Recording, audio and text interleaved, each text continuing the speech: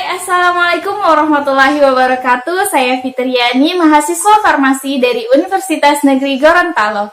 Di sini saya akan menjelaskan terkait permasalahan yang biasa terjadi di masyarakat. Nah, bagaimana cara penggunaan obat pada saat bulan puasa dan juga obat apa saja yang bisa digunakan tanpa membatalkan puasa. Oke, untuk yang pertama itu terkait tentang aturan minum obat pada saat bulan puasa.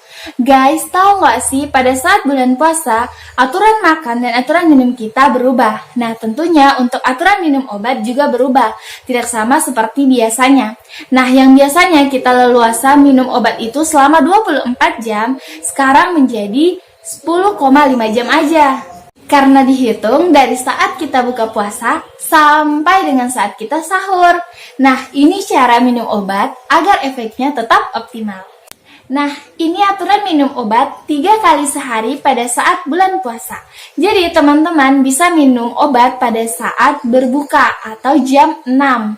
Nah, setelah itu kalian bisa minum obat yang kedua di jam 11 menjelang tengah malam. Dan untuk dosis yang ketiga, kalian bisa mengkonsumsinya pada saat sahur atau sekitar jam 3 atau jam 4. Tapi kalian harus ingat ya, jangan lupa untuk konsultasikan dengan dokter atau apoteker kalian karena tidak semua orang atau kondisi kalian itu memungkinkan untuk mengkonsumsi obat sambil berpuasa. Duh, ribet banget ya di antara penjelasan tadi.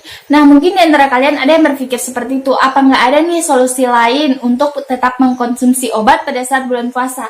Tentunya ada dong. Nah, makanya itu penting banget untuk kalian tetap konsultasi ke dokter. Nah, biar kalian bisa request nih, mau diberikan obat apa. Contohnya kalian bisa diberikan obat dengan efek lepas lambat.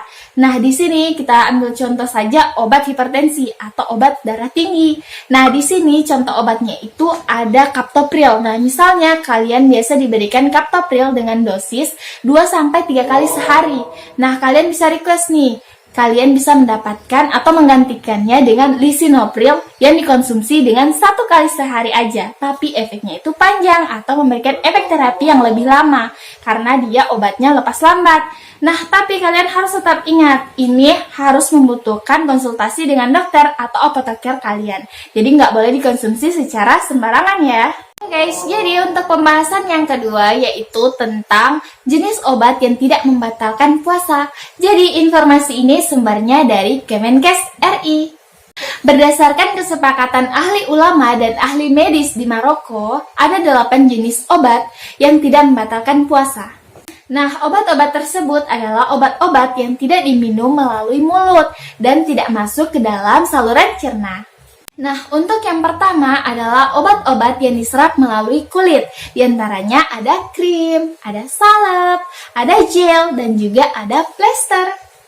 Oke, untuk yang kedua yaitu obat yang diselipkan di bawah lidah atau biasa dikenal dengan sublingual. Nah, contoh obatnya yaitu nitrogliserin. Nah, ini biasanya digunakan untuk penyakit angina pectoris atau sakit dada. Biasanya juga untuk orang yang mengalami penyakit jantung.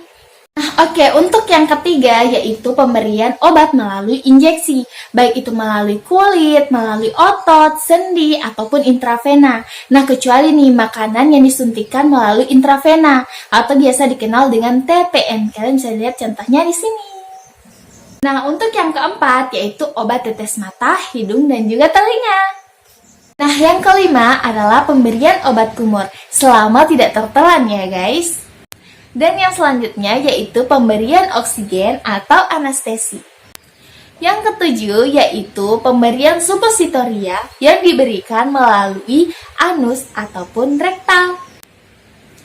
Dan yang terakhir yang masih menjadi pro dan kontra yaitu penggunaan obat asma dalam bentuk inhalasi atau inhaler nih.